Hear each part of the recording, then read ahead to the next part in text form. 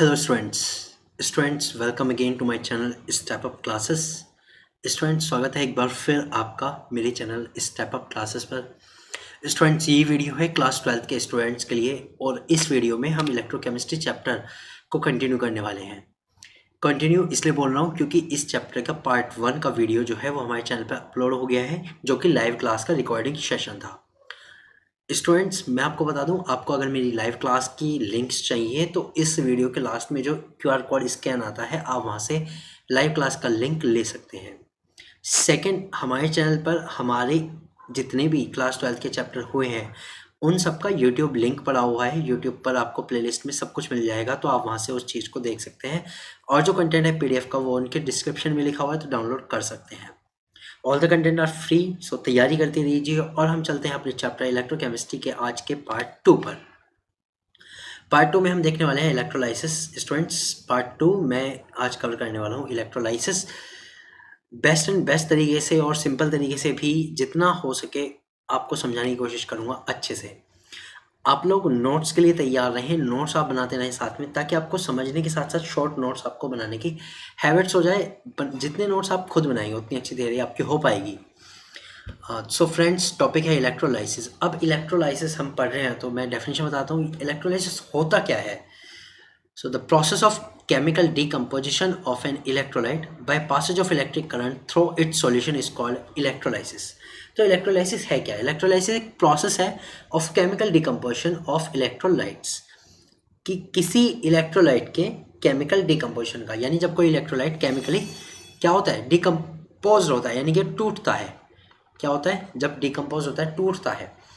Okay, तो ये एक ऐसा प्रोसेस है जिसमें एक इलेक्ट्रोलाइट केमिकल डिकम्पोज होता है by passage of electric current, और you can say by using of electric current. Electric current का यूज करके जब किसी इलेक्ट्रोलाइट को केमिकली डिकम्पोज किया जाता है, then this process is called electrolysis in the simple words. Now for the example we are taking the electrolyte, it means solution of HCl। हमने एक इलेक्ट्रोलाइट लिया जिसमें हमने लिया सॉल्यूशन HCl का। इसमें हमने दो इलेक्ट्रोड लगाए, एक एनोड और एक कैथोड। एनोड जो होता है वो पॉजिटिव टर्मिनल होता है because it connect with the positive terminal of the battery, and the cathode will be negative here because it is connected to the negative terminal of the battery. Okay, done. Now when electric current is passed through an aqueous solution of HCl, जब इस solution में electric current flow होता है, जब इस solution में क्या होता है, इलेक्ट्रिक करंट फ्लो होता है, इलेक्ट्रिक करंट फ्लो करना शुरू कर दो, the H positive and Cl negative ions are form. तो क्या होगा, HCl का ब्रेकडाउन होगा और दो आयंस बनेंगे, एक H पॉजिटिव और एक Cl नेगेटिव, यानी हाइड्रोजन आयन और chloride negative ion. Now the H positive ions move towards the cathode. अब आगे क्या होगा, आगे ये होगा कि जो H पॉजिटिव आयंस है वो तो जाएगा कैथोड की तरफ। अब ये कैथोड की तरफ क्यों जाएगा? देखो भाई, कोई पॉजिटिव चीज़ है वो किसकी तरफ अट्रैक्ट होना चाहिए, नेगेटिव की तरफ। कैथोड कैसा इलेक्ट्रोड है, नेगेटिव है, तो H पॉजिटिव कहाँ जाएगा, नेगेटिव की तरफ, यानी कि कैथोड की तरफ। और Cl नेगेटिव जो होगा ये कहाँ जाएगा भाई, ये जाएगा एनोड की तरफ, यानी कि सॉल्यूशन में से H पॉजिटिव भाग रहा है कैथोड की तरफ और Cl नेगेटिव भागेगा एनोड की तरफ। क्लियर?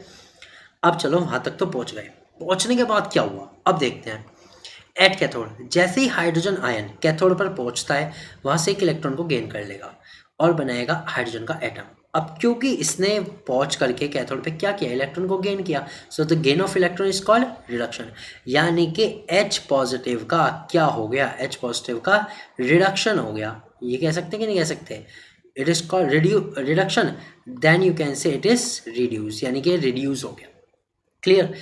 अब होता है कि H एटम अकेला तो रह नहीं सकता, तो हो और क्या हो रहा है, मतलब उस पर और ज़्यादा रिएक्शन क्या हो रही है कि दो हाइड्रोजन एटम आपस में जुड़ेंगे और हाइड्रोजन गैस का मॉलिक्यूल बना के वहाँ से रिलीज हो जाएंगे। यानी कि सॉल्यूशन में यहाँ से हाइड्रोजन गैस रिलीज होगी कैथोड के पास से, किसके बबल्स निकलेंगे, H2 गैस के। Okay, now move toward the anode. अब एनोड की तरफ देखो, एनोड में क्या हो रहा है कि भाई Cl नेगेटिव आयन पहुंचा था, क्योंकि एनोड पॉजिटिव है Cl नेगेटिव है, तो ये अपोजिट की तरफ जाएगा, तो Cl नेगेटिव पहुंचा एनोड पे। Cl नेगेटिव ने पहुंचने के बाद क्या करा कि भाई एक इलेक्ट्रॉन को लॉस कर दिया और क्लोरीन का एटम बना लिया। अब क्योंकि इसने क्या करा, loss of electron. Loss of electron का मतलब क्या है, इसका क्या हुआ, ऑक्सीडेशन हुआ। ऑक्सीडेशन हुआ किसका, Cl नेगेटिव का। Cl negative is oxidized here, Cl negative is oxidized here. Clear?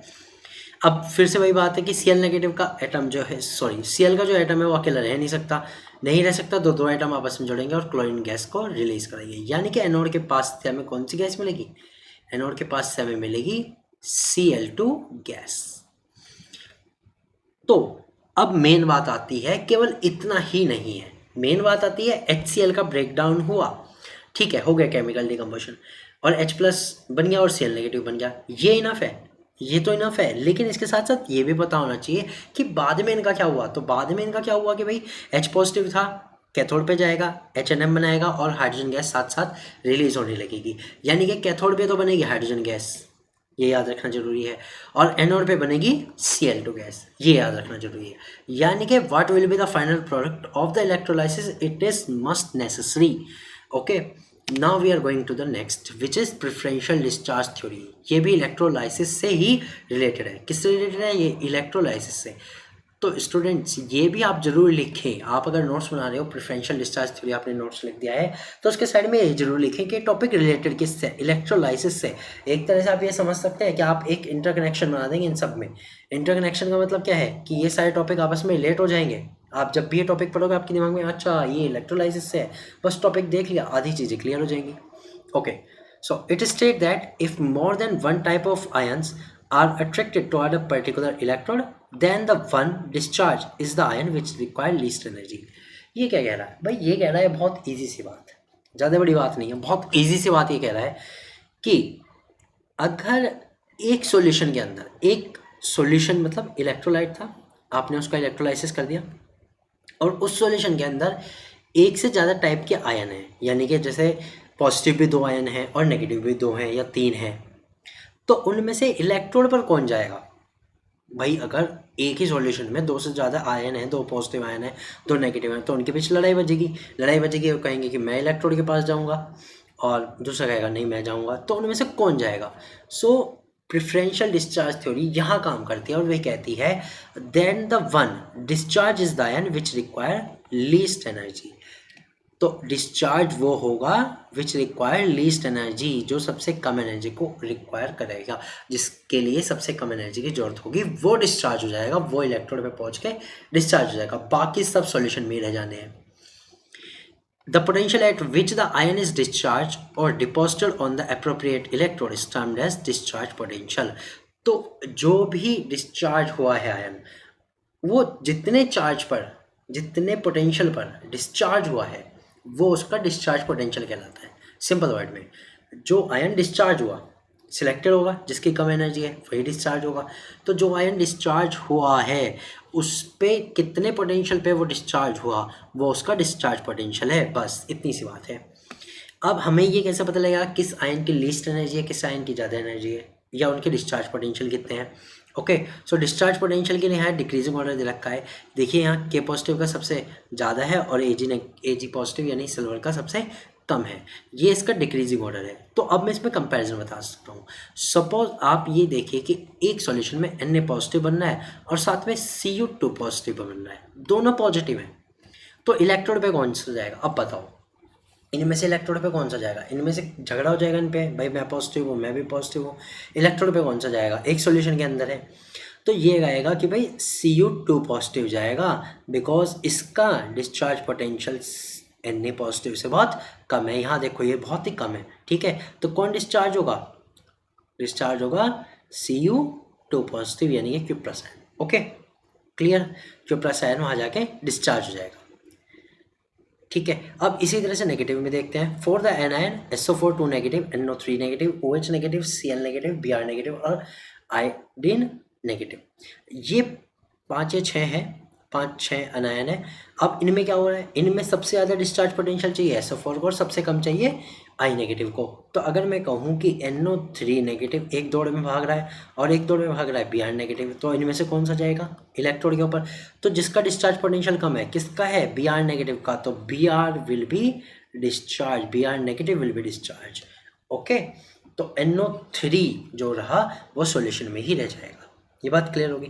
अब देखते हैं इसका एप्लीकेशन कि इसका सिद्धांत क्या है। इलेक्ट्रोलाइसिस ऑफ सोडियम क्लोराइड हम किसके एग्जांपल से देखेंगे कि जब हम सोडियम क्लोराइड का इलेक्ट्रोलाइसिस करते हैं।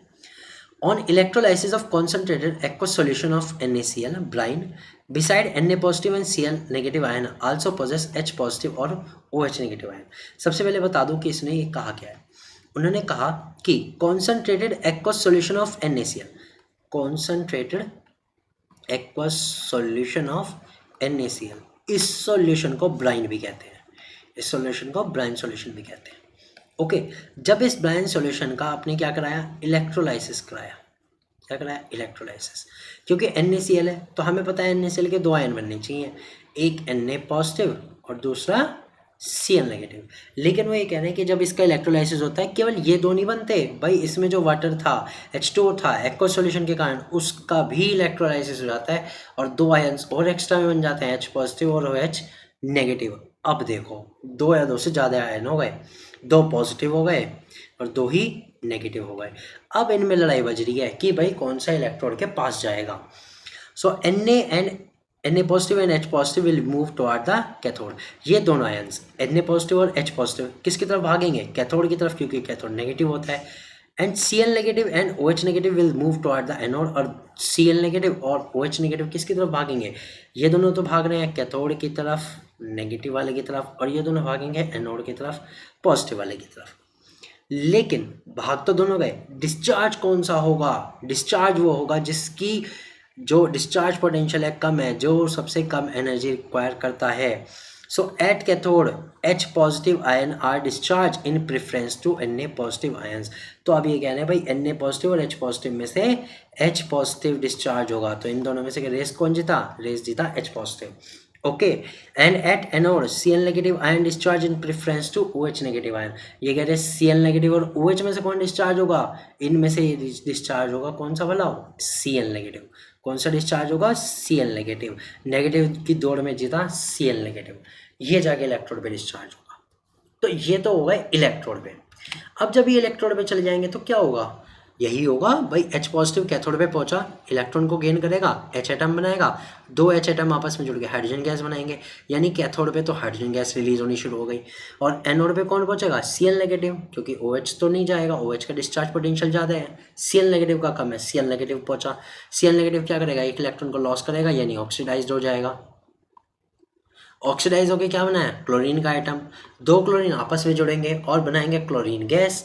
तो एनोड पर कौन सी गैस होगी, Cl2. तो दो प्रोडक्ट हमें यहाँ पे मिल जाते हैं, एक तो H पॉजिटिव और H2 गैस और Cl2 गैस. H2 गैस मिलती है हमें कैथोड पर और Cl2 गैस मिलती है हमें एनोड पे. इतनी तो बात क्लियर होगी. लेकिन अभी दो आयन और भी तो बचे थे, कौन कौन से, Na पॉजिटिव और OH नेगेटिव. हाँ, ये बचे थे. तो ये दोनों आपस में जुड़ के क्या बनाएंगे, NOH बनाएंगे. अब NOH कहाँ रहेगा, सॉल्यूशन में ही रहेगा बस, और क्या. ये तो इलेक्ट्रॉन के पास से रिलीज हो जाएंगी, लेकिन ये सॉल्यूशन में रहेगा. सो ये पूरा प्रोसेस होता है जब हम इलेक्ट्रोलाइसिस कराते हैं NaCl का. अब हम एक इक्वेशन में लिख सकते हैं NaCl प्लस H2O का. जब NaCl कराते हैं तो हमारे पास जो प्रोडक्ट बनता है, एक तो बनता है NaOH plus H2 plus Cl2 gas. This is also called chlor alkali process. Chlor alkali process क्यों कहते हैं, क्योंकि इसमें तो एक तो क्लोरीन बनती है जिसके कारण इसे क्लोर कहा गया है, और एक बनता है NaOH जिसके कारण इसे एल्कोली कहा गया है. फ्रेंड्स, बहुत इजी इक्वेशन है, बहुत ही अच्छी है, इसको याद रखिएगा, ठीक है, बहुत ज़्यादा इंपॉर्टेंट है. चलते हैं अब आगे हम अगले अपने टॉपिक पर. टॉपिक ये है Faraday's loss of electrolysis. Faraday's law of electrolysis. Electrolysis के दो लॉ दिए थे फैराडे ने. तो दो लॉ हैं, दोनों के दोनों इलेक्ट्रोलाइसिस से कनेक्ट है. तो पहला लॉ क्या कहता है और दूसरा लॉ क्या कहता है, एक के बाद एक देखेंगे. दोनों के दोनों बहुत आसान है और बहुत अच्छे हैं, बहुत शॉर्ट में भी बताऊंगा, समझना ध्यान से. When an electric current is passed through an electrolyte, the amount of substance deposited is directly proportional to the quantity of electric charge. बहुत ईजी है. ये कह रहे हैं जब किसी सॉल्यूशन में इलेक्ट्रोलाइट में इलेक्ट्रिक करंट पास किया जाता है, चलो भाई इलेक्ट्रिक करंट को पास करा दिया, ठीक है. अब ये कह रहे हैं क्योंकि हमें पता है कि इन इलेक्ट्रोड में सब्सटेंस डिपॉजिटेड होता है, इकट्ठा होता है, गैस होती है तो रिलीज हो जाती है, और कोई सॉलिड सब्सटेंस होगा तो वो इस पर कलेक्ट हो जाएगा.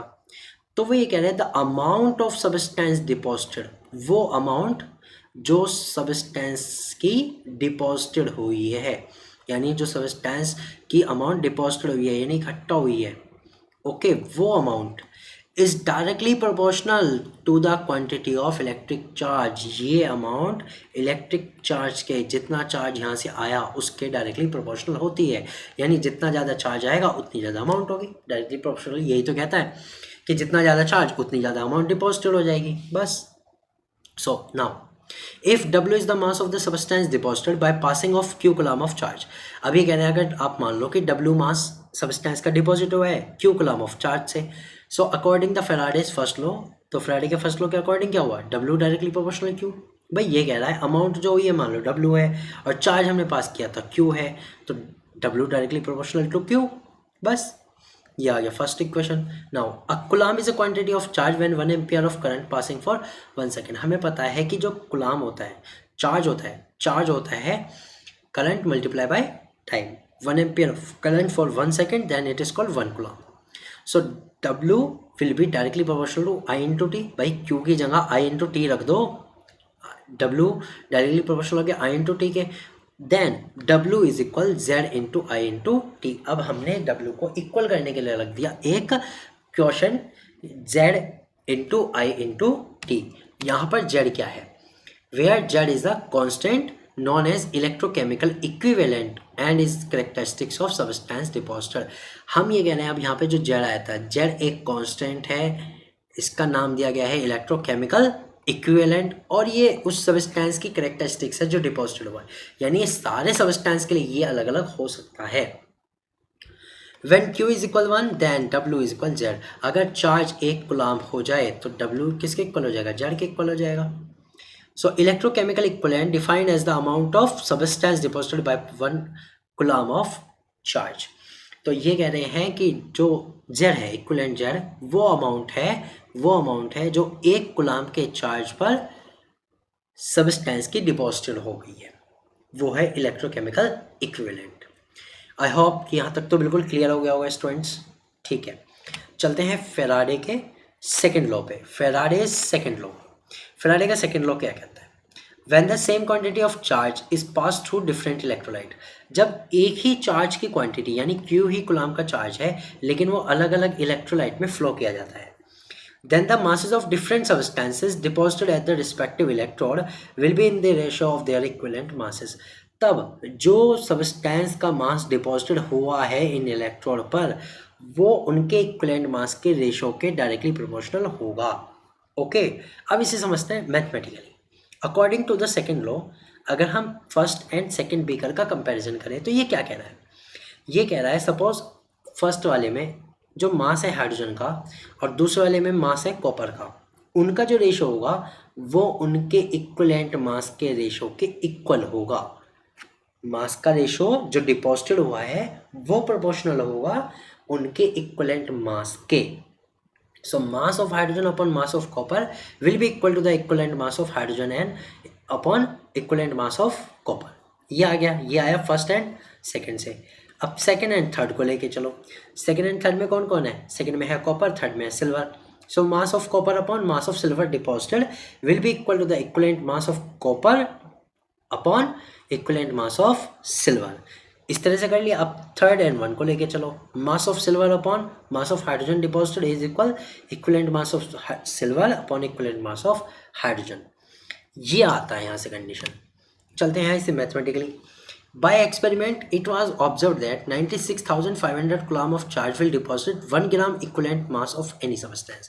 अब इन्होंने कहा एक्सपेरिमेंट से ये पता लगता है कि 96,500 coulomb के चार्ज से किसी भी सब्सटेंस का, यहाँ पे सब्सटेंस नहीं बताया कौन सा है, किसी भी सब्सटेंस का 1 ग्राम इक्विवेलेंट मास डिपॉजिटेड हो जाता है, ओके। कितना मास हो जाता है, 1 ग्राम इक्विवेलेंट मास डिपॉजिटेड हो जाता है किसी भी सब्सटेंस का इलेक्ट्रोड के ऊपर। So 96,500 coulomb is termed as 1 Faraday. इसको 1 फेराडे कहा गया। 1F इज इक्वल 96,500 कूलम्ब, यानी 1 फेराडे से किसी भी सब्सटेंस का 1 ग्राम इक्विवेलेंट मास डिपॉजिटेड हो जाता है। So according to first law we know that W is equal Z into Q, हमें पता है फर्स्ट लॉ के अकॉर्डिंग होता है W is equal Z into Q. अब हमें पता है अगर हम Q को रख दें 96,500 गुलाम, और हमें पता है जो मास डिपॉजिट होगा वो किसके इक्वल होगा, इक्वलेंट मास के। भाई यही तो कह रहे हैं कि अगर 96,500 गुलाम को करो तो वो इक्वलेंट मास के इक्वल होगा। तब W को हमने क्या रखा, E रखा। सो E is equal Z into 96,500 गुलाम। तब Z का हमारे पास फॉर्मूला आ गया, Z is equal E upon 96,500 गुलाम।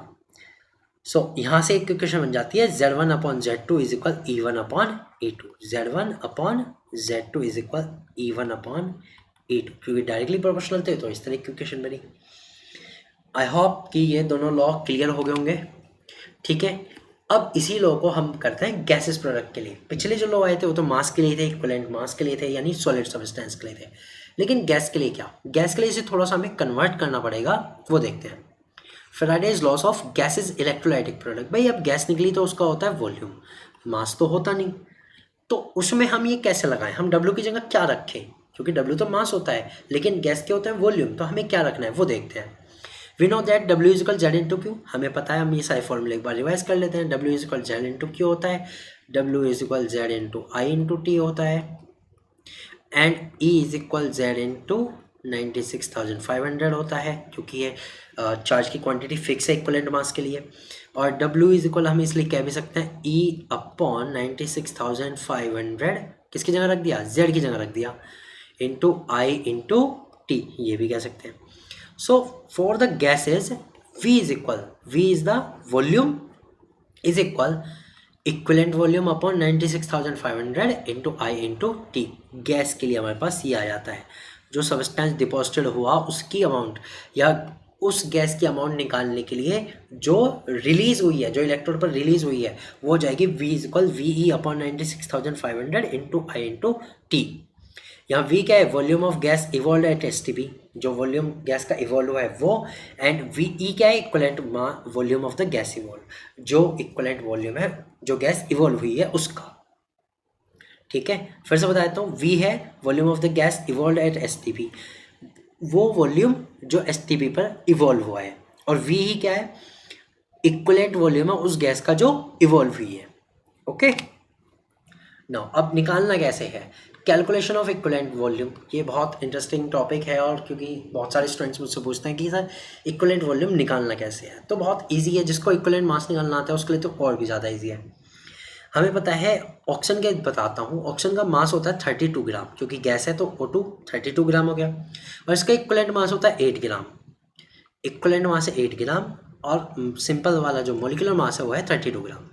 अब हमें पता है 32 gram of O2 will be equal to 22.4 litre at STP according to 1 mole concept. Okay, एक मोल के कंसेप्ट के अकॉर्डिंग हमें पता है कि जो मोलिकुलर मास होता है वो 22.4 लीटर STP के इक्वल होता है।